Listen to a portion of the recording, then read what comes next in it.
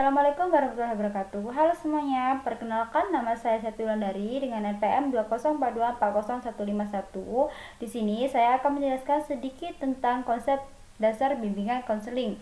Sebelumnya, apakah teman-teman sudah tahu apa sih yang dimaksud dengan bimbingan konseling? Apa saja sih tujuan dari bimbingan konseling dan pelayanan apa saja sih yang ada dalam bimbingan konseling di sekolah? Yuk kita bahas. Jadi teman-teman, secara etimologis, bimbingan dan konseling terdiri atas dua kata, yaitu bimbingan, yakni terjemahan dari kata guidance, dan konseling diambil dari kata counseling. Bimbingan dan konseling merupakan satu kesatuan kegiatan yang tidak terpisahkan, keduanya merupakan bagian yang integral. Selanjutnya, pengertian bimbingan secara etimologi. Menurut Winkel dalam Thohirin tahun 2011 halaman 15-16, istilah bimbingan merupakan penerjemahan dari kata guidance. Kata guidance yang kata dasarnya guide memiliki beberapa arti. Yang pertama, menunjukkan jalan atau showing the way. Yang kedua, memimpin yakni atau leading. Yang ketiga, memberikan petunjuk atau giving instruction. Yang keempat, ada mengatur atau regulating. Yang kelima, ada mengarahkan atau governing. Dan yang keenam, memberi nasihat atau giving advice. Selanjutnya ada pengertian bimbingan menurut beberapa ahli. Yang pertama, ada menurut Frank Person dalam Jones tahun 1951, bimbingan sebagai bantuan yang diberikan kepada individu untuk dapat memilih, mempersiapkan diri, dan memangku suatu jabatan beserta mendapat kemajuan dalam jabatan yang dipilihnya. Selanjutnya, menurut Dunsmore dan Miller dalam Mr. Daniel tahun 1969, bimbingan membantu siswa untuk memahami dan menggunakan secara luas kesempatan-kesempatan pendidikan, jabatan, dan pribadi yang mereka miliki atau dapat mereka kembangkan, dan sebagai bentuk bantuan yang sistematik melalui mana siswa dibantu untuk dapat memperoleh penyesuaian yang baik terhadap sekolah dan terhadap kehidupan. Selanjutnya ada menurut Chisholm dalam Mr. Daniel tahun 1959, bimbingan membantu setiap siswa untuk lebih mengenali berbagai informasi tentang dirinya sendiri. Terus ada menurut Tiedemann dalam Bernard dan Farmer tahun 1969, bimbingan membantu seseorang agar menjadi berguna, tidak sekedar mengikuti kegiatan yang berguna. Terus ada menurut Crow tahun 1960, bimbingan adalah bantuan yang diberikan oleh seseorang, laki-laki maupun perempuan, yang memiliki kepribadian yang memadai dan terlatih dengan baik kepada mereka di setiap usia untuk membantu mengatur kegiatan hidupnya sendiri, mengembangkan pandangan hidupnya sendiri, membuat keputusan sendiri, dan menanggung bebannya sendiri. Jadi teman-teman, di sini kita dapat mengambil kesimpulan bahwa bimbingan berarti bantuan yang diberikan oleh pembimbing kepada siswa agar siswa yang dibimbing dapat mencapai kemandirian dengan mempergunakan berbagai bahan melalui interaksi dan pemberian nasihat serta gagasan dalam suasana asuhan dan berdasarkan norma-norma yang berlaku. Selanjutnya kita akan membahas tentang pengertian konseling secara etimologi. Jadi teman-teman, secara etimologi istilah konseling berasal dari bahasa Latin yaitu consilium yang berarti dengan atau bersama, yang dirangkai dengan menerima atau memahami. Sedangkan dalam bahasa Anglo-Sakson, istilah konseling berasal dari selan yang berarti menyerahkan atau menyampaikan. Selanjutnya kita akan membahas tentang pengertian konseling menurut beberapa ahli. Yang pertama ada menurut Jones tahun 1951, konseling adalah kegiatan di mana semua fakta dikumpulkan dan semua pengalaman siswa difokuskan pada masalah tertentu untuk diatasi sendiri oleh yang bersangkutan, yang dimana ia diberi bantuan pribadi dan langsung dalam memecahkan masalah itu.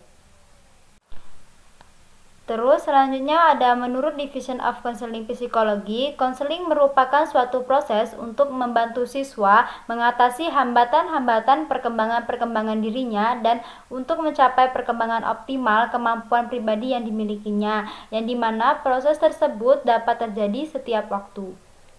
Selanjutnya ada menurut Rogers tahun 1982 mengemukakan bahwa konseling adalah serangkaian kegiatan hubungan langsung antar siswa dengan tujuan memberikan bantuan kepadanya dalam merubah sikap dan tingkah lakunya. Jadi teman-teman, kesimpulan yang dapat kita ambil mengenai pengertian konseling adalah kontak atau hubungan timbal balik antara dua orang, konselor dan klien, untuk menangani masalah klien yang didukung oleh keahlian dan dalam suasana yang laras dan integrasi, berdasarkan norma-norma yang berlaku untuk tujuan yang berguna bagi klien atau siswa. Jadi, dapat disimpulkan bahwa pengertian bimbingan dan konseling adalah proses bantuan atau pertolongan yang diberikan oleh pembimbing konselor kepada individu atau biasa disebut dengan konseling melalui pertemuan tatap muka atau hubungan timbal balik antara keduanya agar konseling memiliki kemampuan atau kecakapan melihat dan menemukan masalahnya serta mampu memecahkan masalahnya sendiri. Selanjutnya, kita akan membahas tentang tujuan bimbingan konseling. Jadi, teman-teman, bimbingan dan konseling merupakan pelayanan bantuan untuk siswa, baik individu atau kelompok, agar siswa dapat mandiri dan berkembang secara optimal dalam hubungan pribadi sosial belajar, karir melalui berbagai jenis layanan dan kegiatan pendukung atas dasar norma-norma yang berlaku. Tujuan bimbingan dan konseling yaitu untuk membantu memandirikan siswa dalam mengembangkan potensi-potensi mereka secara optimal. Secara umum, ada 5 tujuan yang akan dicapai siswa dengan usaha bimbingan dan konseling di sekolah. Yang pertama, untuk mengenali diri sendiri dan lingkungannya. Yang kedua, untuk dapat menerima diri sendiri dan lingkungan secara positif dan dinamis. Yang ketiga, untuk dapat mengambil keputusan sendiri tentang berbagai hal. Yang keempat, untuk dapat mengarahkan diri sendiri. Dan yang kelima, untuk dapat mewujudkan diri sendiri.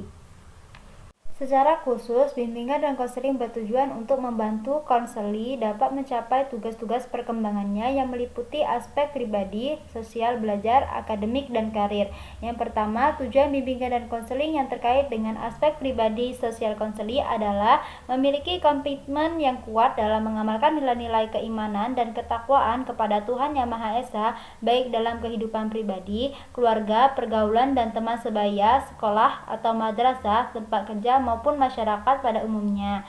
Yang kedua, memiliki sikap toleransi terhadap umat beragama lain dengan saling menghormati dan memelihara hak dan kewajibannya masing-masing. Yang ketiga, memiliki sikap positif atau respek terhadap diri sendiri dan orang lain. Yang kedua, tujuan bimbingan dan konseling yang terkait dengan aspek akademik belajar adalah yang pertama, memiliki kesadaran tentang potensi diri dalam aspek belajar dan memahami berbagai hambatan yang muncul dalam proses belajar yang dialaminya. Yang kedua, memiliki sikap dan kebiasaan belajar yang positif seperti kebiasaan membaca buku, disiplin dalam belajar, mempunyai perhatian terhadap semua pelajaran, dan aktif mengikuti semua kegiatan belajar yang diprogramkan. Yang ketiga, memiliki motif yang tinggi untuk belajar sepanjang hayat.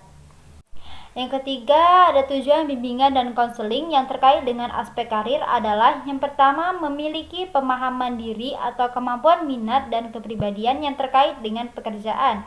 Yang kedua, memiliki pengetahuan mengenai dunia kerja dan informasi karir yang menunjang kematangan kompetensi karir.